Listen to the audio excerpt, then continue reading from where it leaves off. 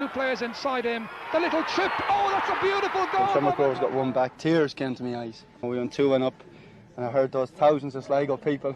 I was proud and we went out and won. Best town in the world, best town in the world, best town in the world. More drama here, Gilani, North, Elding, 3-2. They'll be looking for Stenson's head away at the far post, and over it comes Elliott. Stenson!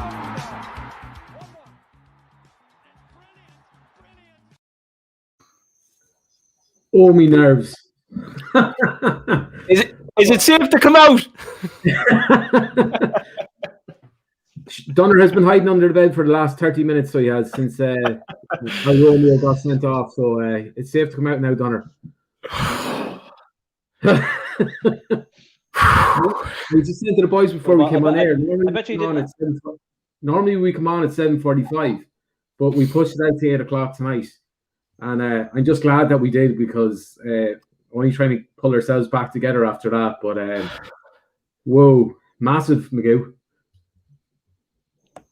Huge 3 points. Huge 3 points. It was going to be huge 3 points up or down, no matter how we won it or what the game was like. After beating Shams, we had to back it up with 3 points. But to come through it like that is it was unbelievable. It showed great character and great fight and determination, and it just shows kind of the drive that's in this team at the minute.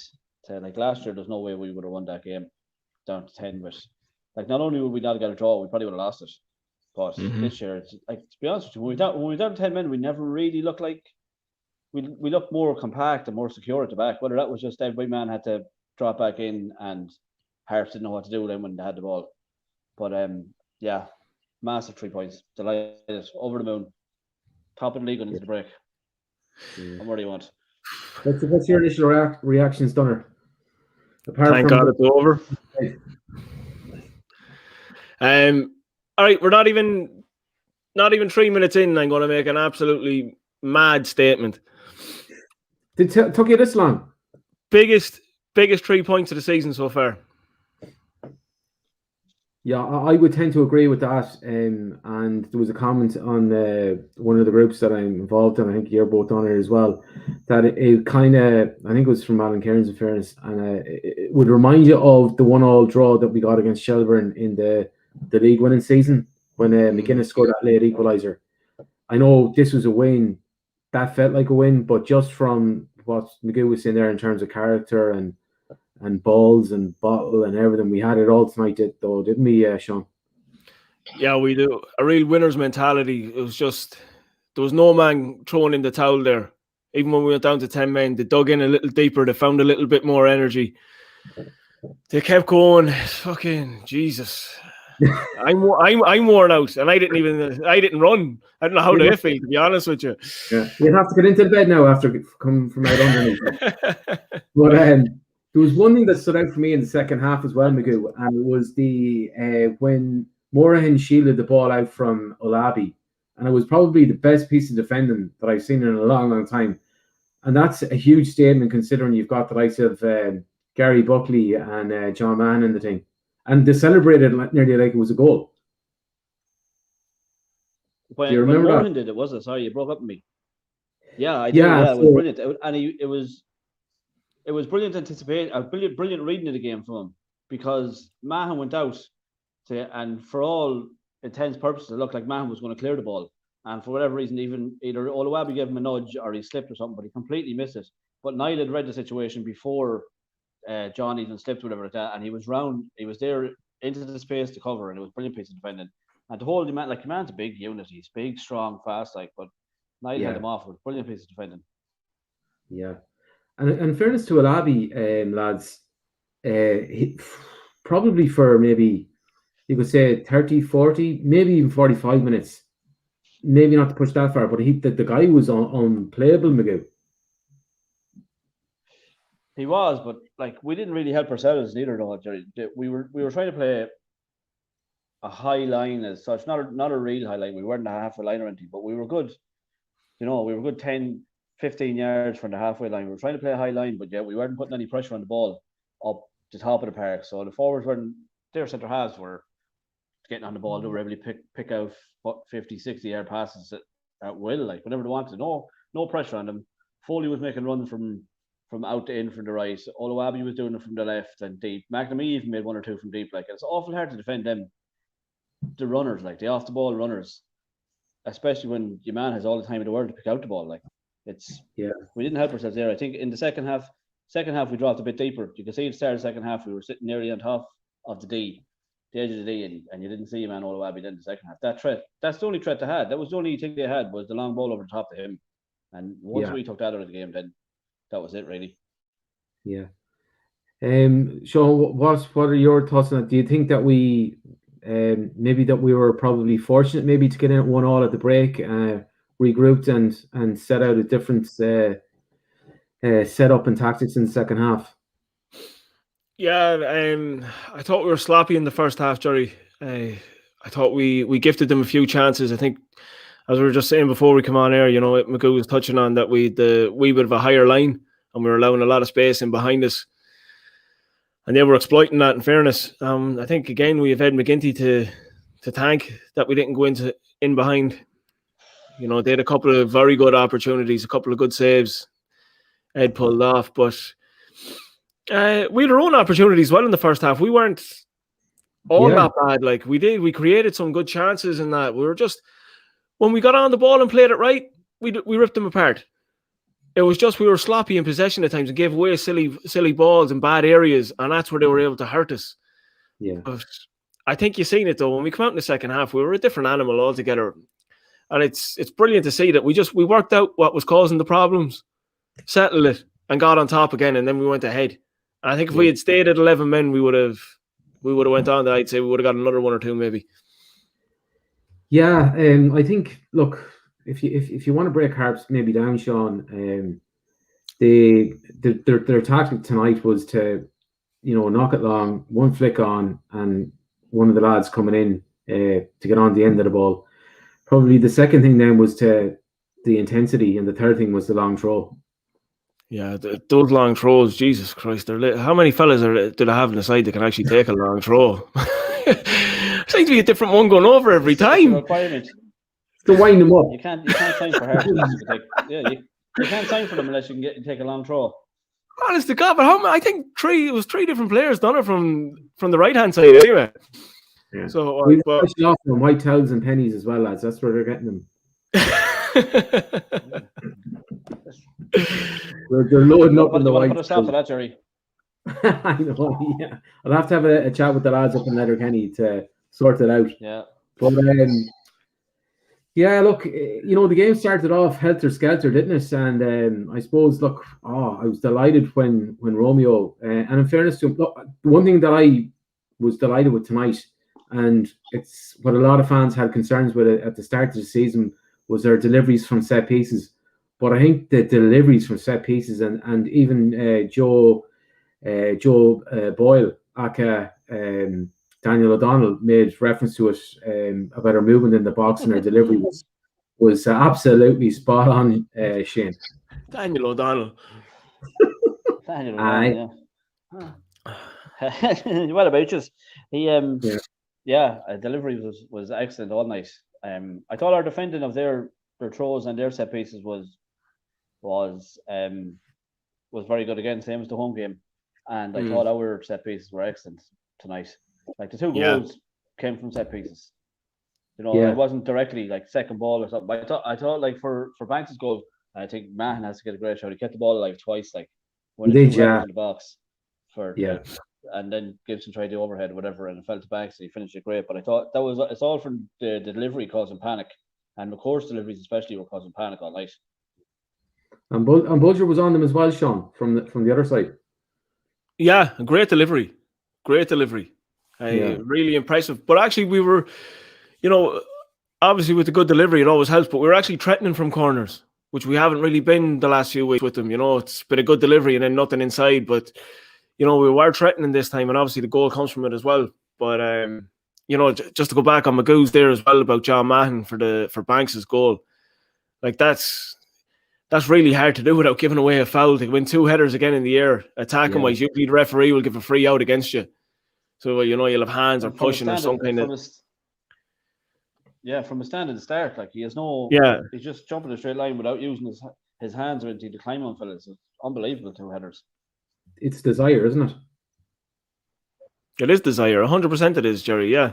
100% it is desire. And it was desire in our box as well when we were defending as well, because we were like animals defending some of those corners. We didn't give them a sniff. You know, for all the big men they have and all the threats, they didn't really threaten us from set pieces. Yeah, and just on that as well, Magoo, I think you just said it there. When I seen Jordan winding up for the overhead kick, I was like, 100% the referee is going to give a free out here now. But but we're lucky enough that the ball was, it was kept in play and he didn't foul anybody. And look, in fairness to Lewis Banks, Jesus, what a finish, Donner. Unbelievable. If it was Gibson or anyone who finished it like that, you'd be shouting from the rooftops about it. He couldn't have hit it any better, could he? He rifled it home. Yeah, and the technique as well behind it, because he didn't have much space or anything like that. Yeah, it was sweet. It was in a tight area, It was an excellent finish. What's that, Magoo? The best thing was seeing him celebrate. The best thing about all that was seeing him celebrating with the fans. That was just brilliant.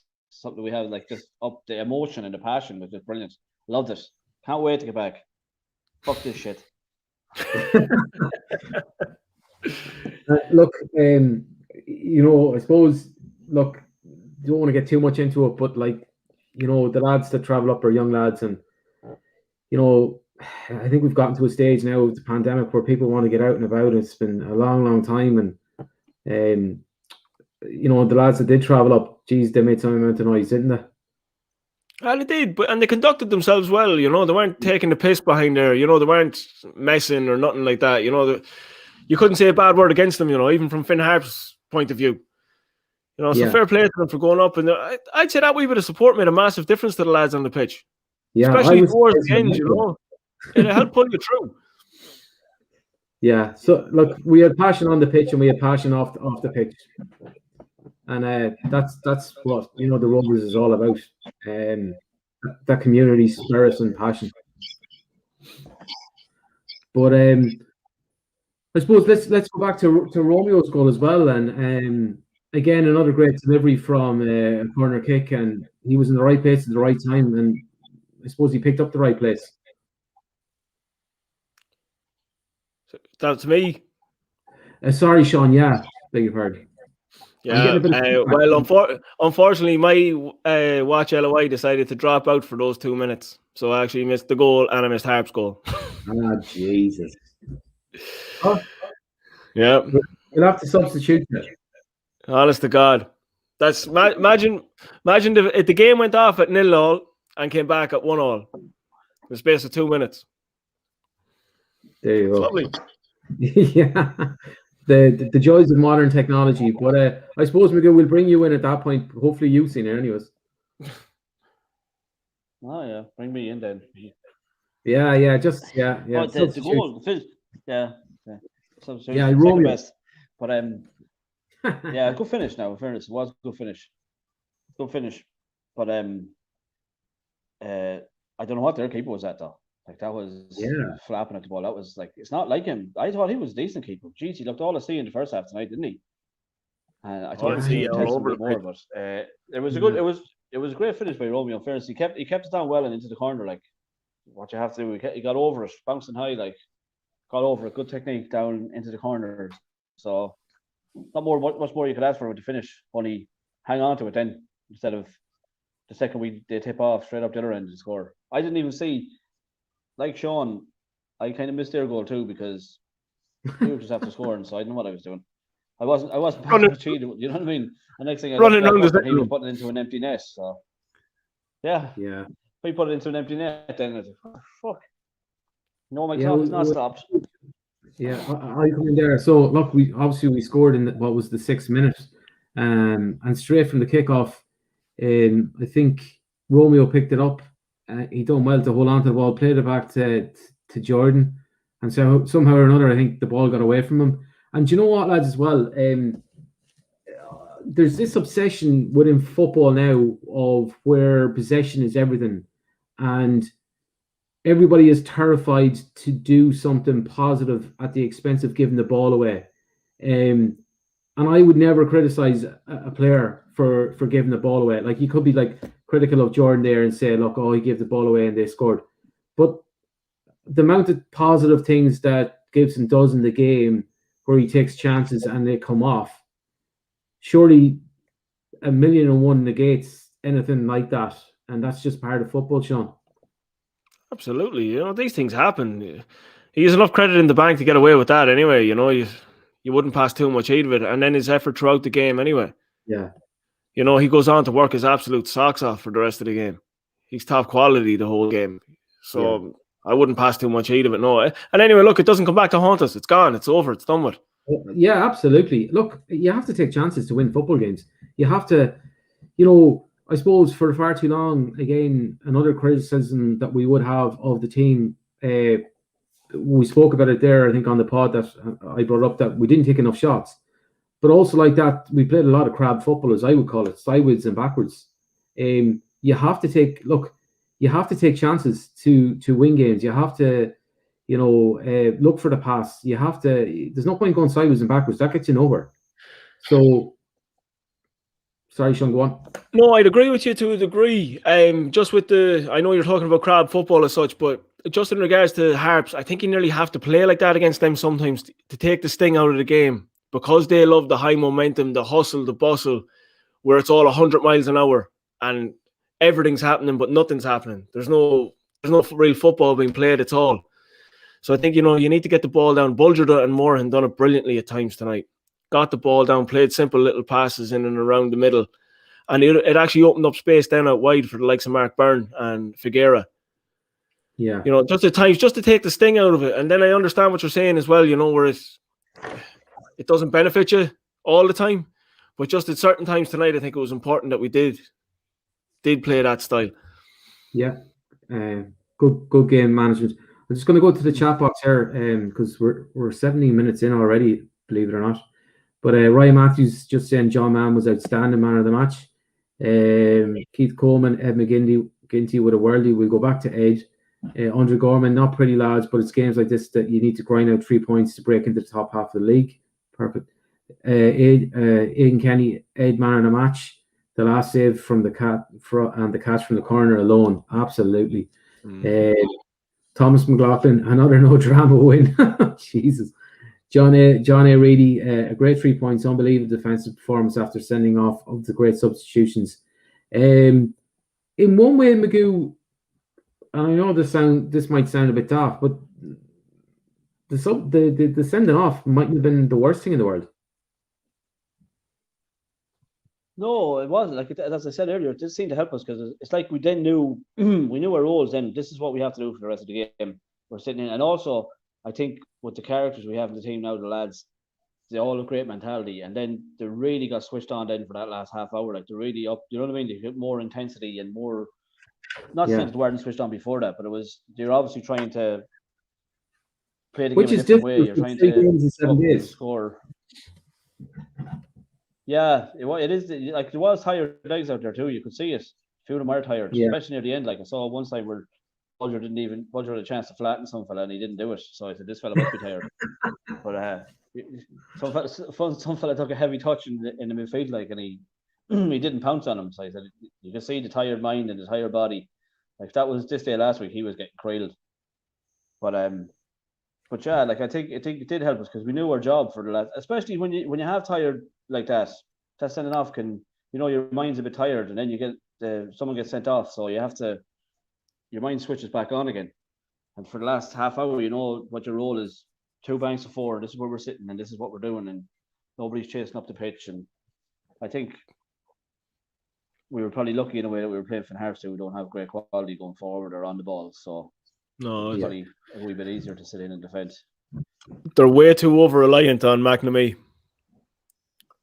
Everything has to go through him, everything, and it's easy to shut that corridor off. It's once you take McNamee out of the game, and we done it actually towards the end of the game. We took him out of it, and that was it.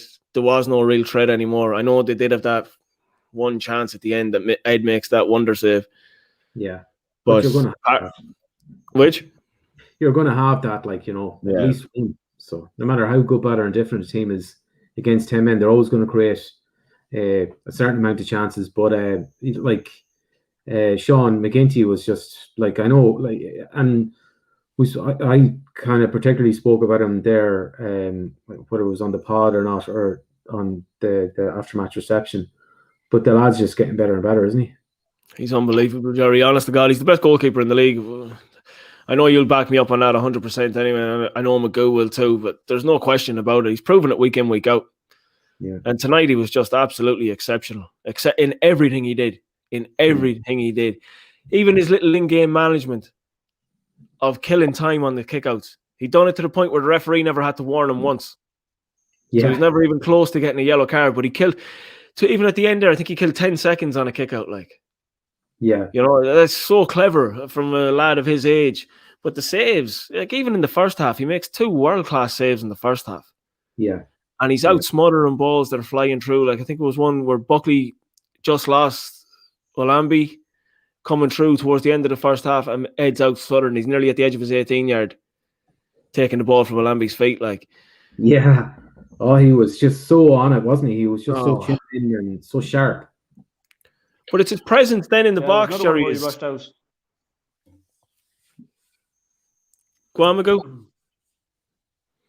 There was another one where he rushed out to the edge where Yeah. Olabi was through as well, and he The first so half, quick and so put pressure under he just shanked it wide. Then like he probably could have tried to take a chance and went round him, but he just the minute he said the second he looked up, he saw Ed's here and out to him like, and he just shanked it wide. He was brilliant. I think you know what the no replays in the LOI have done Ed a real injustice tonight because Yeah. world class saves there. great point.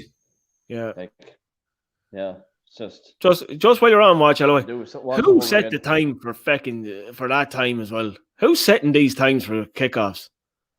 I don't know. It must be an agreement between RTE and the FEI. It's madness, though. Yeah, but look, that's the last week for now, so I'm not really sure how times will work out going forward. Daniel might have a concert later. Yeah. Joe Boy. Who is it? I don't know that fella at all. Who is he? Some gas boilers to fix. Yeah, but you know what? I don't know who he is either. But he's pretty good, like. He's very down the middle anyway. He wasn't one-sided in any way. Yeah, like he was pretty fair, like, and you know he had a good run of the game. He did. Look, he knew what he was talking about. In fairness to him, man. He was very good, and like it's such a refreshing change from someone that actually understands and can be positive about the game as compared to say Morty, where he just non-stop negativity, like. And like in fairness, look, there was a lot of patches of good quality from both sides. In fairness, it wasn't the most unbelievable quality game you've ever seen, but it was pretty entertaining. I thought Kyle was very good for them. Yeah, he's very solid, isn't he? Yeah, he was genuinely. He was very good. Covered great ground. He was making a few brilliant interceptions, and he wasn't too bad on the ball either. So he was decent. Now he's a good player. Yeah. Just before we get too far away, just go back on Ed. So there's loads of comments for Ed here in the comment box, and there's a lovely comment from Chris Benson. Shades of Alan Patterson in 77, brilliant from McGinty. Look, Sean definitely wasn't born. Myself and Magoo were just thereabouts, but so we don't remember. But from all the stories that I've heard about, Magoo, I was slapping the head of you when you were in nappies and I was in nappies, so some things have never changed. And you were slapping me back, but probably harder. But yeah, look, from what we hear of Adam Patterson, look, you know, that's probably the highest compliment you can pay him. Art Thornbury, Ed McGinty, man of the match all day long. Yeah, Shane White is saying that Derry are one up in Drogheda. Yeah, Dundalk are winning as well. And yeah, so it's 1-0 to Dundalk and 1-0 to Derry. So that really suits us down to the ground. Then again, Johnny Kenny was class when he came on. Michael Melly, brilliant display by the 10 men, backs to the wall stuff at times, but everyone to a man stood firm. Wonderful display, brilliant 3 points. We're top of the league, baby. Yeah, baby. Thanks a million, Michael. And Michael's always very supportive of the trust, and he provides us with photography and photographs and everything. So, big shout out to Big Michael. But just go back again and see what points we can pick up on to talk about. Kyle Gittins. Send it off. Yeah. Do you want to talk about that, lad? So the sending off. Disgrace. Sean, I know you've a strong opinion on this. A disgrace. An absolute disgrace from a fella of 29, 30 years of age. Professional footballer for God knows how long now. To be so naive in that situation. To ruin what he had, a great performance. A good performance. And, he's back on the goal scoring run again. And to go and ruin it like that, like it was as clear as day what he done. You could see him throwing the head in, and then to try and stand there and say that Webster done the same, it's daft. He was never getting away with it. Like it was just, I couldn't believe he'd done it. Yeah, actually, a shout out there. Just Keith McGinley put it up on the group that we're involved in. So if Connor Lynch is listening, you might just throw it up on the Twitter, the board's Twitter, so that people can see. I actually didn't get a chance myself to see it before we came on air, but look, in my opinion, Sean, look, you can't do these things. It's as simple as that. But it's a fucking stupid rule too, though, isn't it? Like, there's far worse. I'm not making excuses for Romeo or anything, but that particular rule does my head in. Like, it was brought in originally, yeah, to like, it's not dangerous or anything. Jesus Christ, if the fella had a spot in his nose, he wouldn't even but like it's. No, but like he hasn't just come back into the game last week. Like he's playing the last 10 years. He knows the minute you move your head at somebody, you're off. Like, and sometimes you look at a game and you can say, well, he's been kicked around the park for the whole game, like, and he's lost a head, or we're losing and he's just got frustrated or something. But there was absolutely that just came out of nowhere. Like he chased down a long ball, and next thing there's a bit of a push and he goes to throw the head in. Like it's just stupidity, as Sean says. Like there's absolutely no need for it. Like no need for it. I'd say Buckley is absolutely devastated with him. Yeah, that's not. That's we all know Buckley's form by now. Like that's completely opposite of his way of doing things. Yeah, and he's not how he wants the players to conduct themselves at all. Like, he'd have no time for that. He wasn't like that as a player. He's not like, he doesn't endorse that as a manager. Yeah, it's everything he goes against. Yeah, look, it was just, look, playing into Finn Harps' hands, wasn't it? Or any team, like, not particularly Finn Harps. It's just needless. Yeah, and so with such a long way to go, that was on 62 minutes and we played 95. I thought the 5 minutes, and I know I'm jumping ahead here, but I thought the 5 minutes was a bit excessive. I know there were a lot of substitutions, but they seemed to be made in blocks, and there wasn't. I don't think the trainers wanted to fix the second half at all. Yeah, no, there wasn't any stoppages throughout the game. I'd say what happened. The sending off, sure. When the sending off on top of the substitutions probably won't give you the 5. No, when the fourth officials saw Johnny Dunleavy coming on the pitch, he says, "Well, that's 5 minutes anyway for an injury." So they just chalked it up like Johnny D, if you're watching. Yeah, just chalked it up. JD, come back at me, JD, come back at me. No better man, he'd love a bit of crack. But honestly, by the way, though, what kind of a man sub was that putting Johnny Dunleavy left midfield? Yeah, I was kind of happy when I seen that. He's been playing left back for them for all the games he's played. It doesn't surprise me. When he's fit, he's an unbelievable footballer. He can play anywhere. That's all I'd say on that. So just going back to the chat box, and I just before just Kyle Gittins, do we dare to dream, Sean? Why not now? Why not? Well, you see the mentality there tonight of holding on like that and holding on with, how would you say it? I want to say we didn't just hold on for our lives. We held on and we created chances. We actually probably had as good a chance as they had when Gibson, one was tipped over from McGinley. So we created chances ourselves. So you see the mentality we had throughout that game. It was a winner's mentality. They just don't look frail at all. And that's why I say it's the biggest win of the season so far, because it just showed what this team is made of. It's a team of winners. So why not dream about it? Yeah. That's 2 statement wins in 4 days, Magoo? We're chalking them up now. It's becoming the norm. Chalking them up, it's like, in fairness, it was if you looked at it beforehand, you would have definitely taken 4 points, I'd say, out of the 2 games.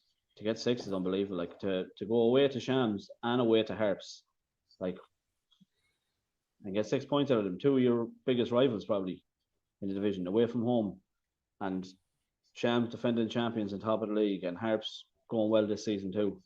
And like as Sean says, shows mentality and character in the team. I don't need to. I think you all know my position on whether we can dream or not. So I'll leave it at that. Yeah. Look, even I'm starting to daydream a little. But look. Actually, look, if you can't daydream, Jerry, what's the point of being a supporter?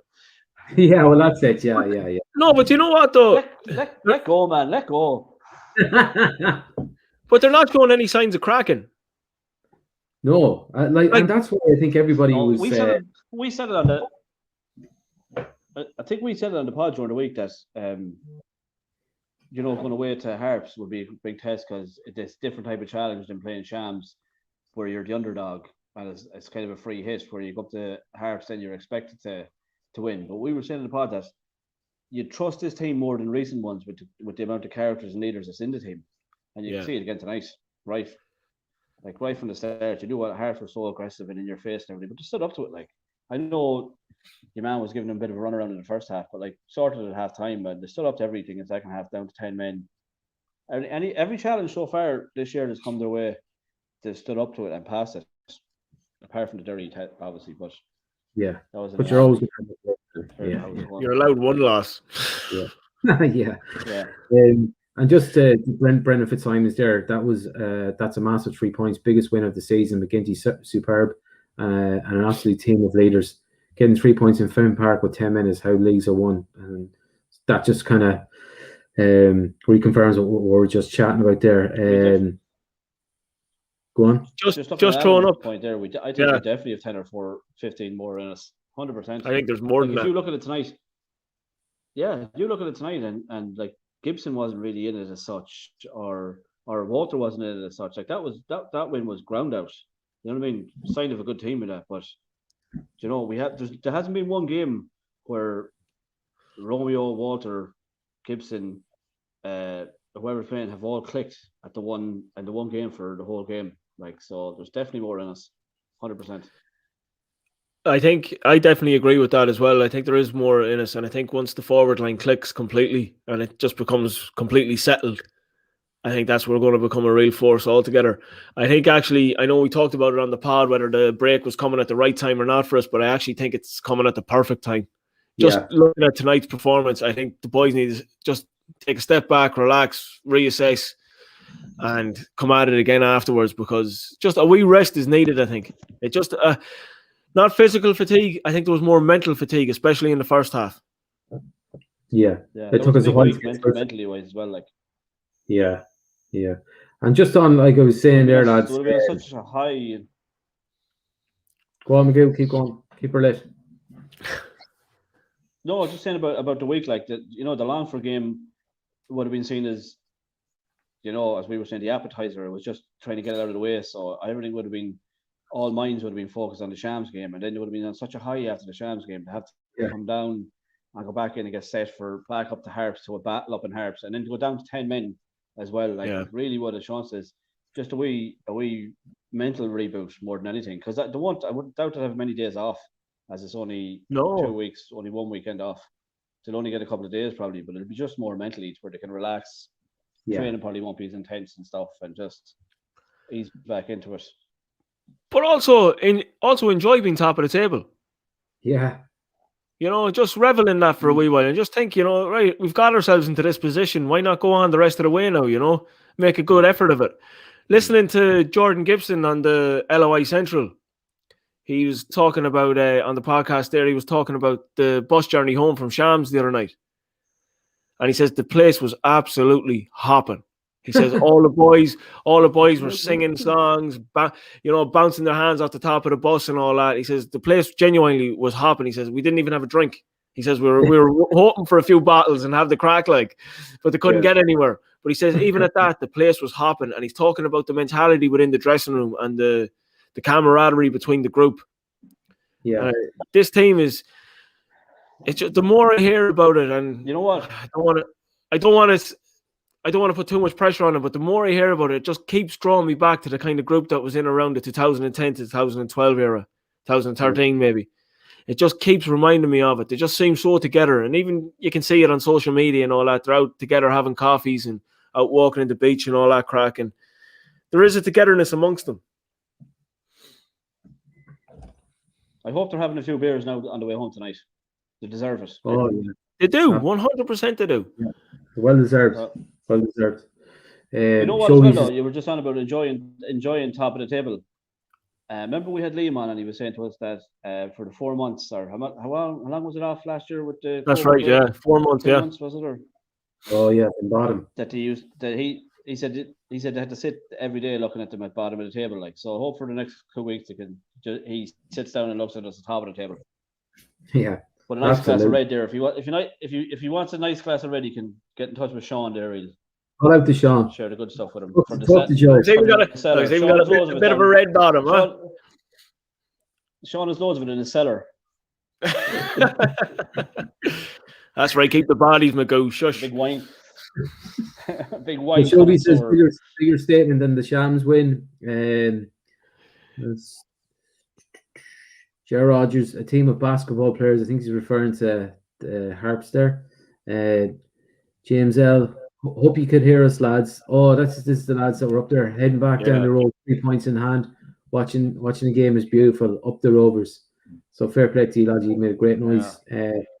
Raman Chada, Harps were poor. What's that? No, I echoed your sentiment, Jerry. Fair play to the boys. Yeah. Sorry. Raman Shatter, Harps were poor one-dimensional and we dragged them down in a frenzy first. They dragged us down in a frenzy first half, I think. The Green rose to the top in the second half for quality and experience shown through. And I think credit has to be given to Liam Buckley, Gunner. Sorry, Joy. Broke up. That's my listen here, like. But credit has to be given to Liam Buckley. Just from Rama's, he was saying, like, first off, I suppose we were dragged down a little bit. We let maybe Harps dictate the play, dictate the tempo. But at halftime, obviously Liam went into the changing room and set that right. Oh yeah, definitely. It's what we touched on already. We were sloppy in that in the first half, and we straight away after half time we readjusted to what threats they had shown in the first half, nullified those threats, and then got on with playing our own game and got ourselves back into the lead. Buckley has proven that endless times this season already. He's given more managers a tactical masterclass than care to talk about, really. Yeah. Just going back here as well, Keith Coleman. I think, Donny, you're going to have to give Keith a tour of your cellar, because he says he on the Sauvignon Blanc, Donner. Keith, Sauvignon Blanc is white wine. You have to give him a lesson on wine. Michael Melly is saying Magoo, has your clock stopped? Magoo's gone off to give Ali Horgan a baiting. He's after walking out. Park McKeown, where the fuck did that jump to? Sorry, Park, your comment is after going there, Amy. He was agreeing with me anyway, Jerry, so it's all good. What's that? He was agreeing. Park's comment was agreeing with me. Okay. I put it up on screen earlier. Okay. Martin Scanlon, harsh sending off, both equally to blame. McGinty is a huge presence and growing in confidence with every game. Man, a giant in the last 30 minutes, and a big shout out to Moran and Gibson, who were superb. Yeah. Yeah. I agree with 90% of that. Yeah. Daniel Lynch, and this is something that we probably need to talk about as well, is how great was Kenny in and about the last 10 minutes on the pitch? What time did he come on? He was probably on for about the last 15, probably. Yeah, he was. I think he was in about the 75th minute. He came into the game. I think it was. Yeah, was definitely in around that. But genuinely, I was even going to say it only until Ed made that wonder save in the end. I was nearly ready to give Johnny man of the match. I thought he'd done that well. Yeah. I thought he was exceptional when he came on. He held the ball up so well, made some really clever runs, and got us into some really good attacking positions. Magoo. Art calling Magoo. Come in, Magoo. Oh, sorry, what were you saying? Jesus Christ. Magoo, what's going well tonight, isn't it?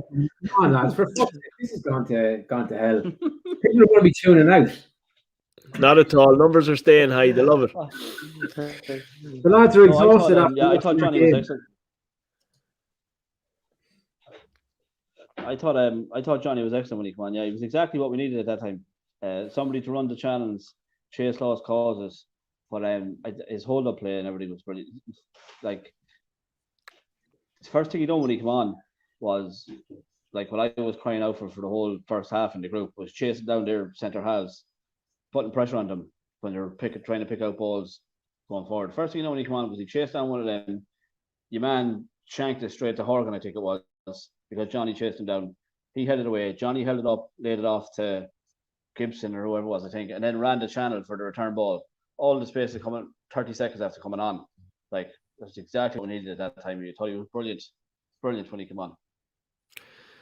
Just, Magoo, just you touched on Horgan there, is actually, that was a strange substitution in a way. Is there something wrong with Banks, or was it a tactical substitution because they had brought Dunleavy on a kind of left midfield? Was it just to put a fresh mind even and a fresh set of legs on Dunleavy? I'd say he probably could have thought Banks was probably getting tired, maybe.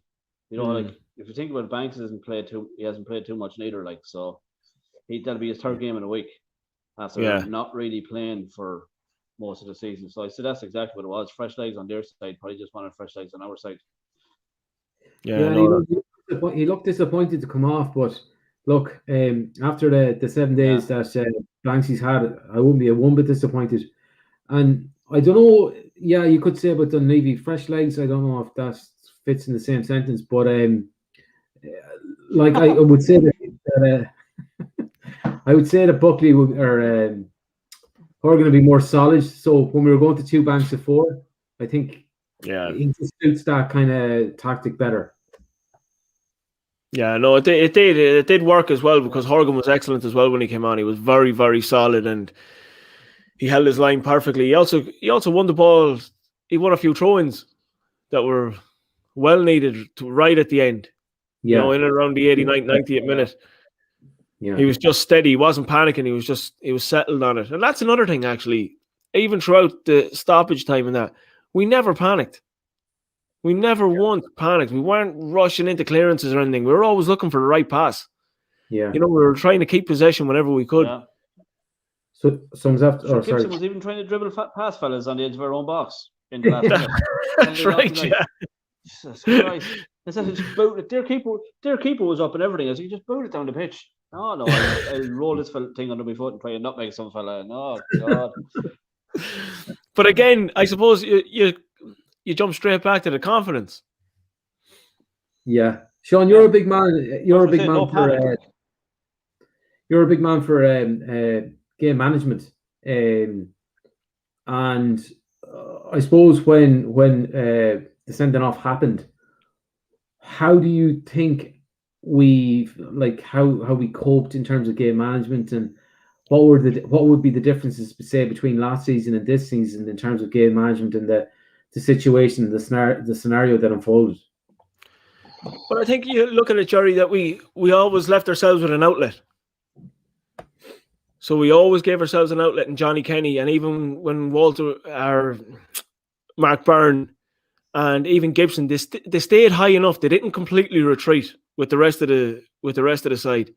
we constantly allowed ourselves to have an outball, but also have support around that outball. So, we did play it very well. And as I say, we weren't just whacking balls left, right, and centre, just trying to get it out of play. We were always looking for the right pass. Bulger and Moran were still getting on the ball. They were trying to find the right areas. Our in-game management is brilliant because you look back at last season, I think we just crumble in situations like that. We were even going ahead in games last year with 11 men, and we're dropping 11 men nearly on our 18-yard line. We were that afraid. Yeah. So you look at it, this season it's chalk and cheese. Yeah. And it genuinely looks like Liam has actually done out a tactic that if we do go down to 10 men, that this is the way we're going to set up and this is the way we'll actually play. Because if you look at the Dundalk situation and you look at the situation tonight, they both play out the exact same way. And nearly with the exact same players on the field. Yeah. Look, once the sending off, straight away it was like a click of a switch.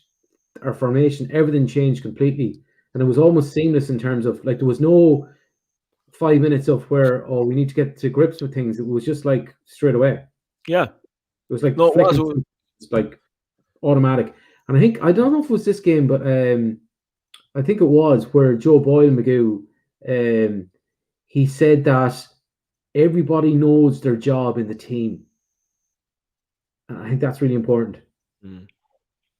Yeah, well, we're obviously hard to break down anyway. We're the best defense in the league, so we don't give up many chances and goals as it is.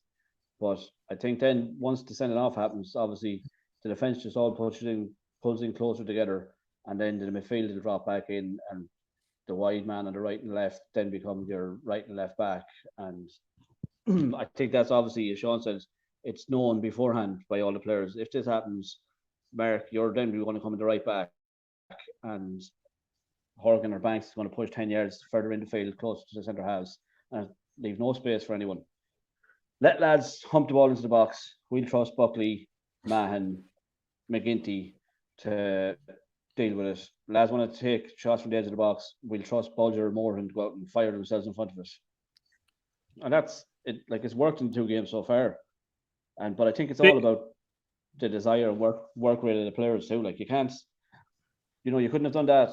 One person not putting in the effort. Mark Byrne or Walter not putting in the effort when we're back. That further 10 yards back to pitch would have resulted in space opening up and then being able to create chances. So it's down to everybody, the effort from everybody. They all know their job, but they're willing to put it to practice. Yeah, I think saying, I don't want to go back there and defend. A big shout out to as well is to Mark Byrne for his effort he put in tonight. I thought he was really good. I thought his work rate was exceptional. And he never shied away from a tackler, and he got stuck in. He was well amongst it, so he was. He never backed off from any Finn Harps player, and it can be intimidating for a younger lad at times, I'm sure. So it can, especially in the second half when he's listening to Hegarty and Horgan screaming. That can't be pleasant for a 19-year-old, but he showed up tonight, so he did. I thought he was excellent. Yeah, that's a really good point, Sean. And scored in the first half too. Yeah, I think he was underneath it. Yeah, but if he had just slightly back, he would have made a better connection. Yeah. Thomas Confeder puts a really good question out there. Would anybody be interested in Olabi? Big unit, strong and fast. Sean, I'd say it's Sean because Magoo's having a drink of a pint there. First half, yeah. I thought we were after finding this lad, but second half, then you see him. I think you see what he really is when a centre half finds out what he's all about. He was very quickly nullified. Haven't a clue, Magoo. But in the first, don't know. But in the first 30 minutes, I was gonna say, look, Theo, give the car back, and we'll take this lad in exchange. Because he was unplayable, But like that too, and that shows the good sign of a manager and a good team that they're able to figure out how to deal with that threat and he didn't touch the ball in the second half. But I think he did was when more and she. There is something about him. Oh, there is. Yeah, he's like a footballer.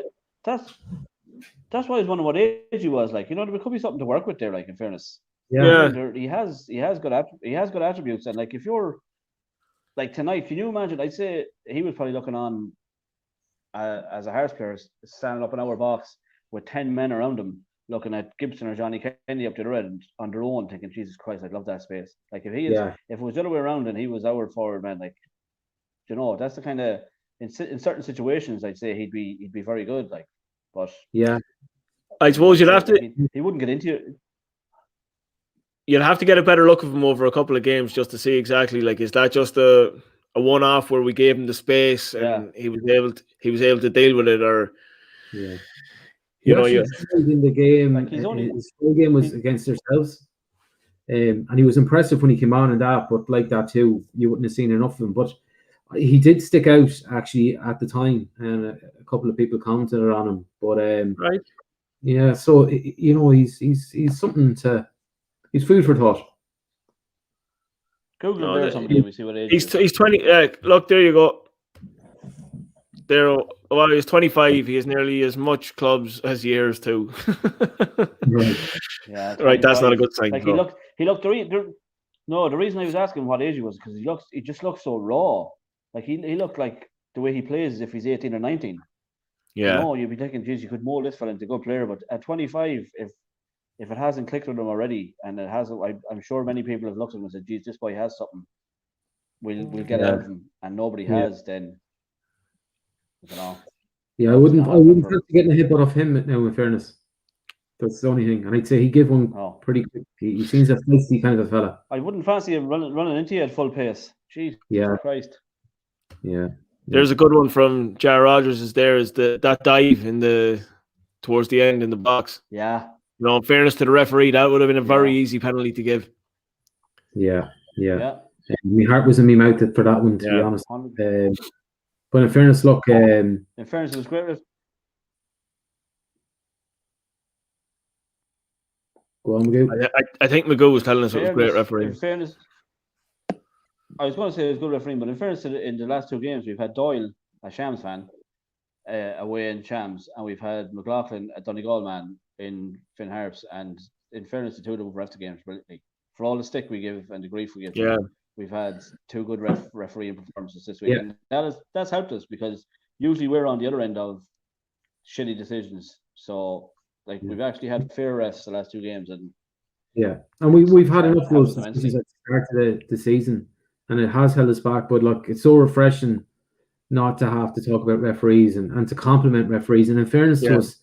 Look, when referees have made or when they have good games, and that's not saying in favour of us or anything like that, but I think we complimented the ref down in Waterford as well, where I don't think there was any yellow cards given out. Like he was very, very fair, and like we'll call out a referee probably quicker that has a good game than that doesn't have a bad game.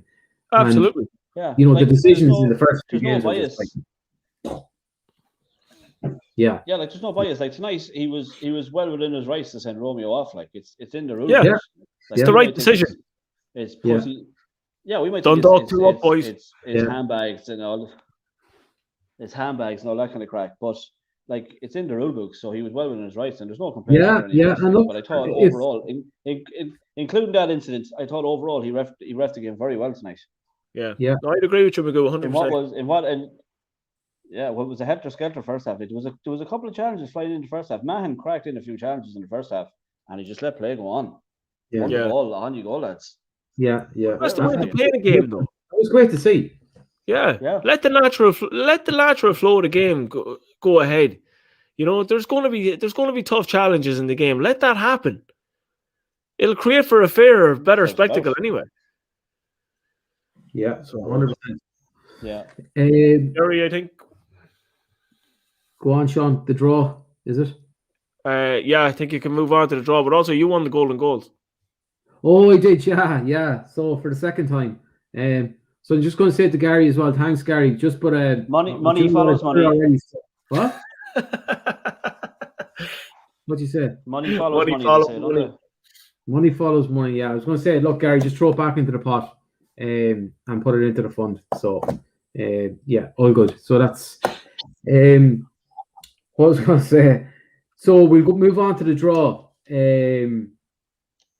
For the box of White Hag. So lads, we had I think 126 people enter the competition for the case of beer, which was absolutely phenomenal. And it's the biggest response we've had to date.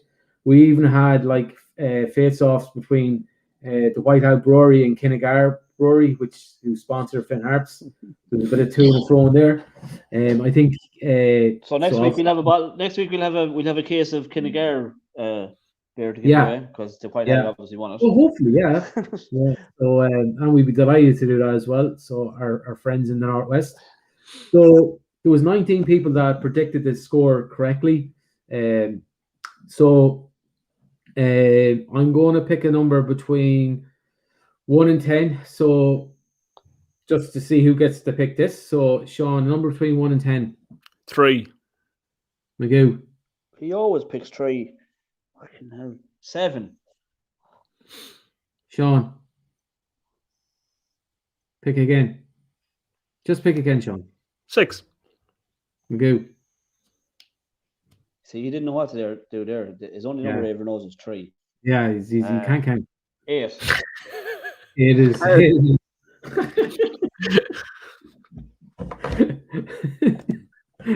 So you have to pick a number between 1 and 19. I do. 11. So number 11 is Daniel Lang. So Daniel wins the case of White Hag. So fair play to Daniel. A great supporter of the Rovers, a great supporter of the Trust, and fair play. So enjoy that, Daniel. We'll get your email address and that, and we'll get you started with the case of White Hag. So nice one. So we're coming up in an hour, another quick hour again. All going good so far in terms of Dundalk are 2-0 up, and I'm guessing that that Derry are still winning 1-0 against Drogheda. So yeah, there's nothing in the chat anyway. So yeah, so Sligo Blade, good show again tonight, lads. Fair play to you. Thanks a million, Stenny. Alan Kieran, 1-0. Sorry. Yeah, Alan Kieran seems like a header, so he fit in perfect. I don't think he's talking about Stenny there. I think he's talking about the Finn Harps centre forward. Although Stenny is a header as well, though. Yeah, Stenny's a header as well. That's putting it mildly. Yeah. Yeah, that's Magoo was gone for more cans. That was when you made an exit there. Yeah, Spooky I was gone to the cellar. The pressure is superb. Go on, Magoo. I said I was gone to the cellar. The cellar. Down for the Sauvignon Blanc. That's fair play to Daniel for that comment. It's much appreciated. Yeah, thanks a million. And the amount of feedback that we've got, Daniel. like just about bringing fans closer together and keeping that connection and all that. And that's exactly what we want, that we set out to do. This isn't about us at all. It's like we're really, really passionate. So if anybody has any suggestions or input they want to put in or anything like that, where to say you could do this or that, just throw us a tweet or a DM or an email, whatever, and we'd be happy to take anything on board, because it's as Jerry has said already, it's not about us. It's about just like people after the game having something to do, something to look at, some feedback, and it's all connecting together like we would do if we were at the game, chatting to each other in the pub afterwards. That's just what it's all about. And especially in a season like this where we can't get in. Yeah, there was actually I was at a meeting last night. Sorry, Shane. Sorry, go on, finish off. Sorry, there's a bit of a delay with you, so sometimes. No, I'm finished. I'm finished. There's a bit of a delay with me. Yeah. But we'll talk about that tomorrow night. I was going to say, I'll call up to you tomorrow night. But anyways, I was going to say that I was at a meeting of the Supporters Trust, and Clive Hines made a fabulous point on it, and he said that like we were all fucking killing each other. We were absolutely, and I'm the worst in the world, as you know. Like, I'm pure hothead. I say what I think, then sometimes I regret it. But anyways, Clive made a fabulous point where he said that, like, lads, the only communication that we've had is through Zoom calls or through WhatsApp groups and things like that, that we haven't physically been able to speak to each other and read each other's body language or whatever, and just be friends. And that's kind of plays with people's heads and affects maybe their decision making and things like that. And I suppose the reason that we're passionate about doing things like this is because it's the one way that we can reach out to the fans and connect them. And I think that by doing things like this, and through the feedback that we've gotten, is that that we've actually become closer as a club, closer as a fan base. We've brought people in from abroad. There's Kevin Callan saying, "Legends, lads, I feel closer to home. Thank you." And that's a guy that's and it's an absolute pleasure, an absolute joy, and we're so proud that we can really do this and bring people together, because lads, we're the greatest football club in the world, without a shadow. No two ways about it. Yeah, and we've the best. And you know what the most important thing is? We're top of the fucking league. Get in. He's